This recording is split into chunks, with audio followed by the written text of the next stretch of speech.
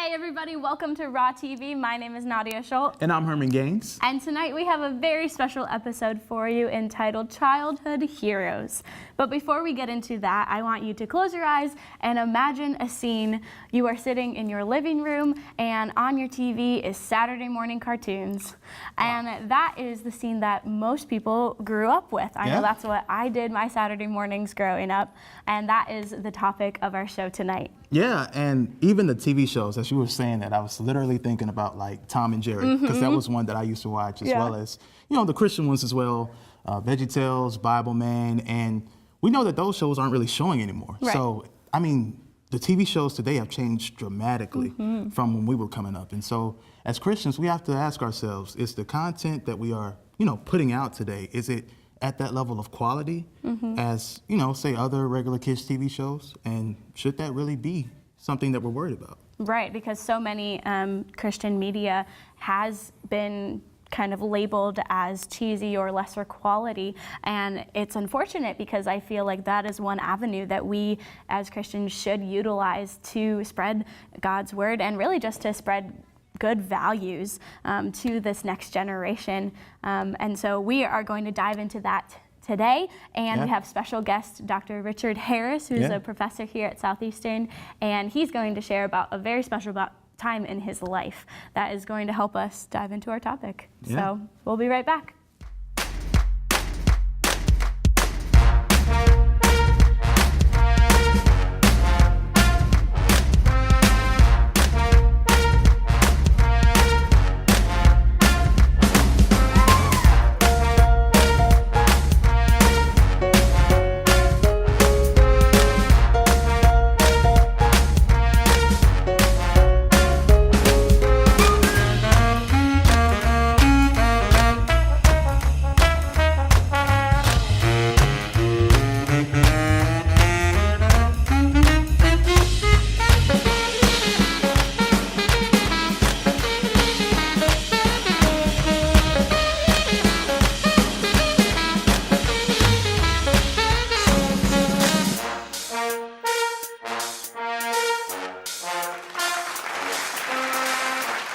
Everybody, thanks for sticking with us. We are here on our first panel talking about childhood heroes. So I just want to ask you guys, who were your childhood heroes? What were the TV shows you watched growing up? I probably watched non-Christian. That's okay. That's okay. Like, I grew up in a Christian home, but like I feel like it's so limited to only VeggieTales and like Bible Man that other ones there aren't any. So I grew up with Dragon Tales. Nice. Oh yes. Wow. I'm not gonna play Dragon Tales. Nice. Dragon Tales is I great. also like Penny Proud, like the Proud Family. Okay. Yeah. Yes, I feel like we could relate, even though it was a cartoon. Yeah. Or I liked Codename Kids Next Door, and it was like all the. Yeah, I I remember just, that. you know, didn't have a ton of friends, so I was kind of they were my friends. I lived vicariously through them. Wow. Yeah, I think you I go. gave myself like a code number or Yeah, something like yeah, that as well. absolutely. Yeah, that's crazy. So with that being said, do you guys think there's a need for Christian TV shows today? Absolutely. I think any way that we can feed our young children, our youth, as soon as we can, whether it be just through stories with like VeggieTales. Yeah. It doesn't have to be super in depth. Right. But I think just any way that we can feed them, I think it's important. Yeah, because I think like coming up when I was, growing up, VeggieTales, Bible Man, things like that, it wasn't super in depth, but it got the point across, you know? And you don't think, why is this tomato talking to me right now? Like, why is that really that's not real. Like, you don't think about things like that, but it's still, impactful. Yeah. So, that's a very good point you bring up. Yeah, not only that is, as a Christian, I would like to see my niece, because I have like a year-old niece. I would like to see her see more Christian, even like you said, it's not in depth, as long as it starts maybe with a small prayer, ends with a little prayer, throws in some Christian aspects, because a good person can be a good person, but she is not a Christian. Exactly. A Christian is a Christian based on their moralities and their, so I would like to see not just good shows, but Christian shows. That's good. Yeah, that brings up a good point too, because I think there's such a difference between the shows that we were growing up with in the 90s versus 2019, right? We've got Netflix, we have Hulu, and all of these kids have instant gratification with any show that they want. So comparing the two, why would you say it is so important for us to raise up children with Jesus in the media? No, that is like one of the most popular ones right now. I'm also a Sunday school teacher. A lot of it is Paw Patrol, Paw Patrol, Paw Patrol. Yeah. Oh, since the little dog did this, I can do this. So it's like, so if we have more shows that add just a little bit more of Christian, as long as like, you know, opening the door, like, oh, the Daniel the Tiger opened the door, I can open the door. You know, just little things that show them good aspects and give them good morals to start off with. Yeah. So with that in mind, we're talking about that there is without a doubt a need for more Christian TV shows, but let's just go back to, I guess, the aspect of just kids shows in general. Some of them do promote a good message, but it may not be Christ-centered. With that being said, could could kid shows rather, that aren't Christian be harmful at times to, you know, for us to be exposed to? Yes, I was just thinking about this, and I thought about Shrek. And I watched Shrek as a kid. I'm like, oh my God, this is the funniest thing I've seen. And Shrek was my movie, 1, 2, and 3. And then I had it in like 3D with the glasses. Wow. But then I watched it as an adult, and I was like, whoa, that's inappropriate. But as a kid, it completely like went over my head. So I do think there is some kind of harm when watching shows without conviction. And as a kid, if they're putting in adult jokes, only an adult is supposed to catch. Like, it can be dangerous if a little kid catches it and they're like, Mom, what is that? What does that mean? Like, you know, that kind of thing. And even with that, because like comparing the two generations like we were talking about before, like I feel like kids nowadays understand so much more because they're exposed to so much more. So honestly, those jokes that would have gone over our heads as kids are sticking right in their minds now because they're like, oh yeah, I know all about that. You know?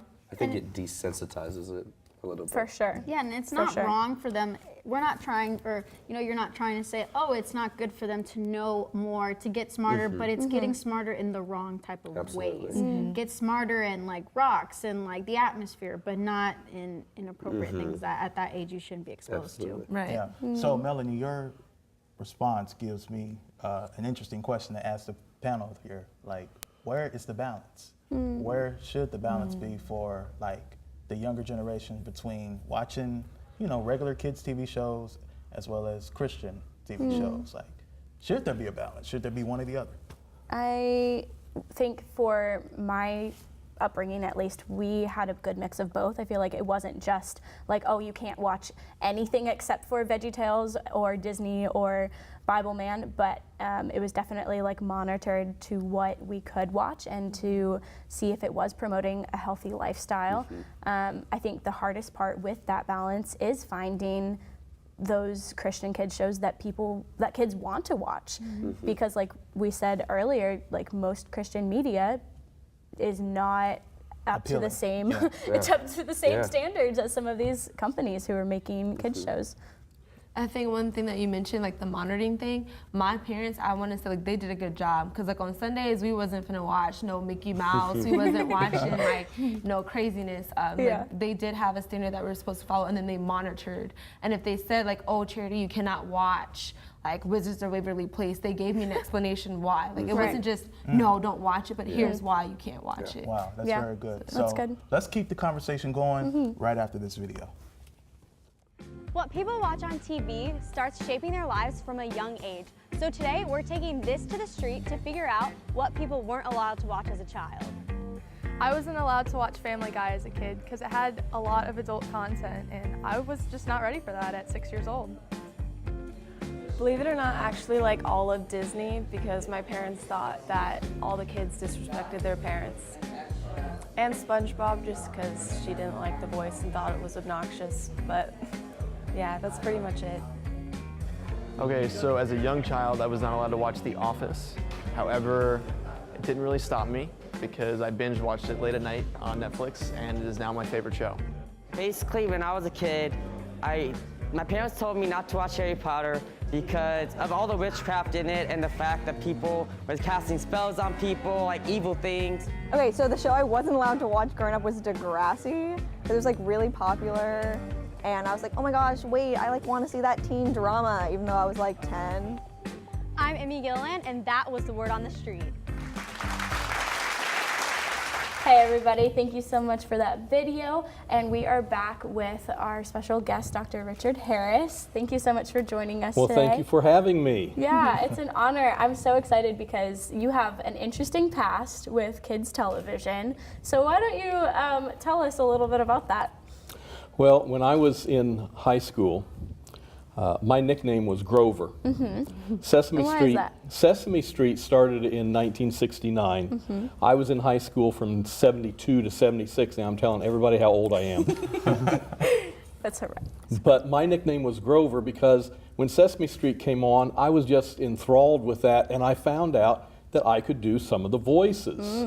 I did them pretty well, evidently, because they needed an extra voice person in the Midwestern part of the United States to do some of the Sesame Street Live, some of the radio programs, and just some extra scripts, some voiceovers, and that kind of thing. So one of my teachers found out that they were looking for someone, and she said, hey, why don't you go try out for this? I did, and I became the voice of Grover and Cookie Monster and the Count. There you go. When I was in high school. Wow. Wow. What an honor, right? Yes. Like, Yeah. I feel like that's one of the most beloved kids character you could play across the globe, Yeah. and you got it as a Absolutely. high schooler. Yeah, yeah.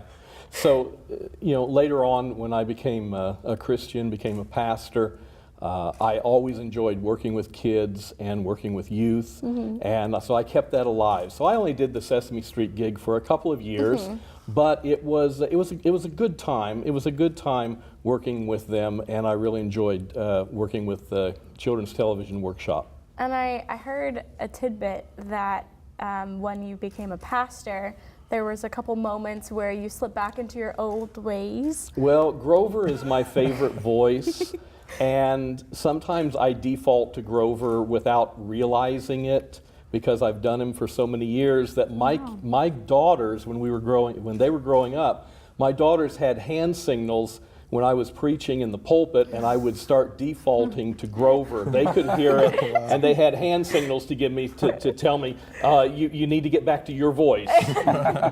That's awesome. So given your involvement with Sesame Street, what would you say would have to be like the greatest impact you've had on your audience? I think the greatest impact was, I was only a voiceover character actor. So I would go into a radio studio, basically a sound studio, and I would read scripts and do things like that most of the time.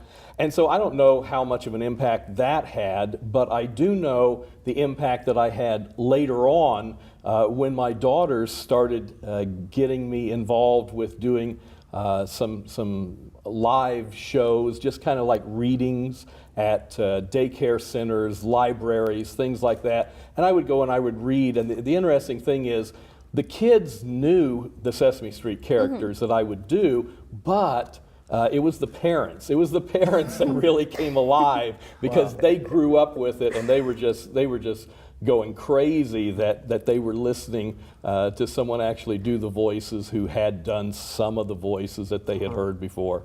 That's awesome. That's so fun. I feel like it would be such a fun legacy to leave behind for something that was so instrumental in so many people's childhoods. And so I wanted to just kind of talk about that next generation. So Sesame Street is still being played, but like we mentioned earlier, a lot of TV shows that we grew up with aren't really being played anymore. Right.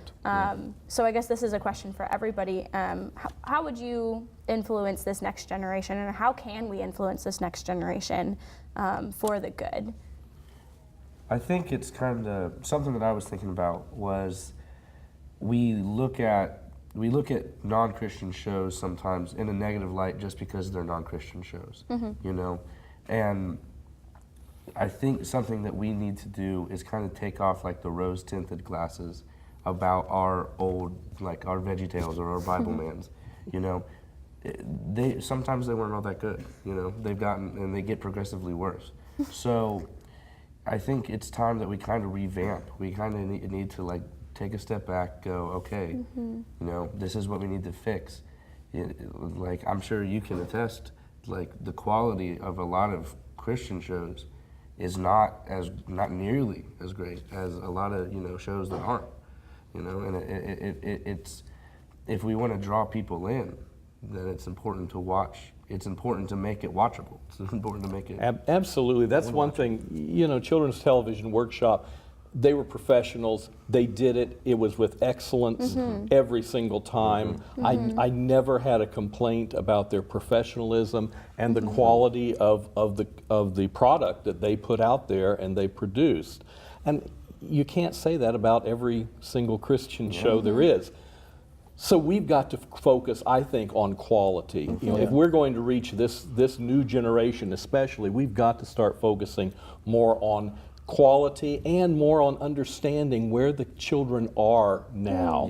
And because, you know, the Sesame Street things would have worked back in the late 60s and early 70s and the 80s, but those things aren't really working. They're not where the kids are today. Right. So we've really got to focus a little bit more on where are they at, and that's who we've got to gear things to. Yeah, that's good.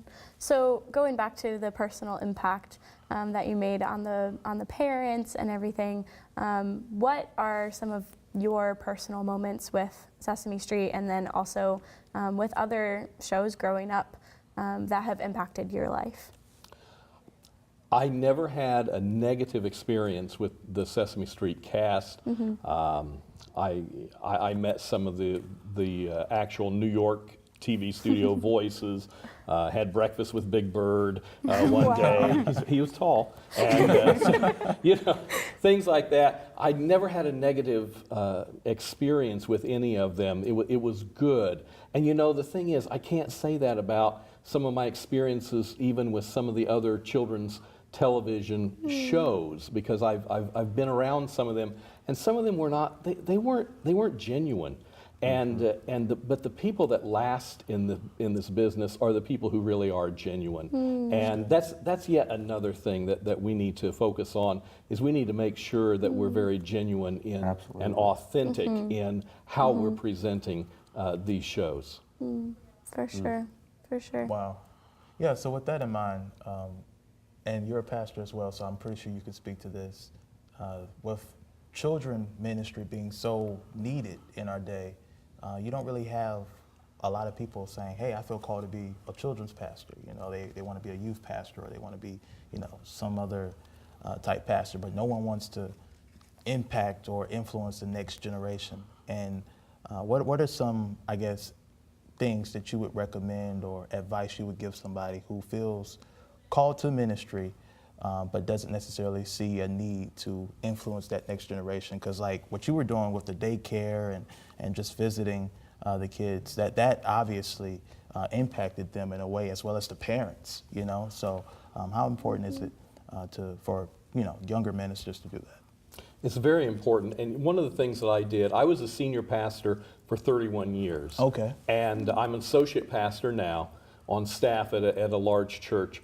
But when I was senior pastor, one of the things that I did was I let the adults have me on Sundays, but then on Wednesdays or the midweek service, I took the role of youth pastor or children's pastor. Wow. For all 31 years, every church I pastored, I insisted on it, because the adults can have me on Sunday, but I've got to connect. And you know, if more senior pastors would begin to connect with the children and with the youth, then for one thing, we'd see our churches start growing, and we would see that better connection. And you know, those kids they're grown now.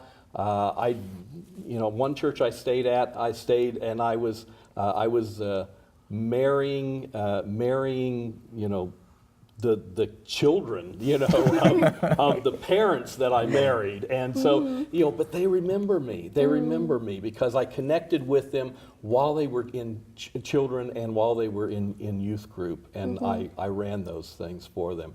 And that's what pastors have got to do. Yeah. They've got to be able to connect. They've got to pastor their whole congregation. Yeah. Absolutely. You know, Yeah. and not just the adults. Yeah. Well, that was very, very good insight. Thank you for joining us on this. Thank you for having show. me. And Yes. listen, guys, don't go anywhere. Check out this interview by Mr. Spalding.